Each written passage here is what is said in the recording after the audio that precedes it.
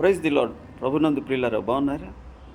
దేవుని యొక్క వాక్యం చెప్తుంది, ఆకాశ పక్షులను చూడండి, అవి విత్తవు, కోయవు, కొట్లలో కూర్చుకునవు, అయినను మీ పరలోకపు తండ్రి వాటిని పోషిస్తూ ఉన్నాడు.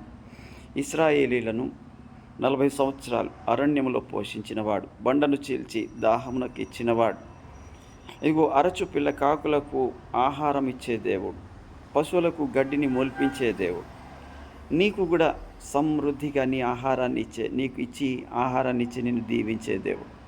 అయితే దేవుడు చెప్తాడు, నువ్వు ఎంత ఆహారం తీసుకున్నా, ఎంత బలవర్ధకమైన ఆహారం తీసుకున్నా, ఏదో ఒక రోజున ఈ శరీరము ఇంత అందంగా పోషించబడిన ఈ శరీరమును విడిచిపెట్టవలసిందే.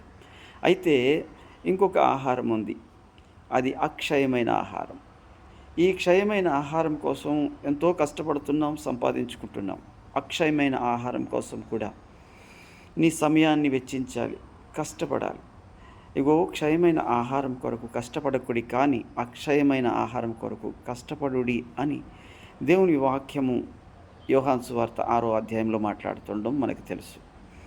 కనుక ఈ రోజున ఈ క్షయమైన ఆహారం ఎంత తిన్నా ఏదో ఒక రోజున ఈ శరీరము నిన్ను అన్యాయం చేస్తుంది, నిన్ను విడిచిపెట్టేస్తుంది. కానీ అక్షయమైన ఆహారం తింటే నీ ఆత్మ బలపడుతుంది, నీ ఆత్మ ఆనందిస్తుంది. ఆ అక్షయమైన ఆహారం తినడం ద్వారా ఆ మాట నిన్ను బ్రతికిస్తుంది. ఇదిగో దేవుని యొక్క వాక్యము బ్రతికించే వాక్యము, ఆదరించే వాక్యము, సేద తీర్చే వాక్యము, బలపరచే వాక్యము, నిత్య జీవానికి నడిపించే వాక్యం. దానితో నీ ఆత్మకు ఆహారాన్ని సమృద్ధిగా అనుగ్రహించడానికి దేవుడు ఎప్పుడు కూడా సిద్ధంగానే ఉన్నాడు. కానీ వినాల్సిన బాధ్యత నీది, నాదే.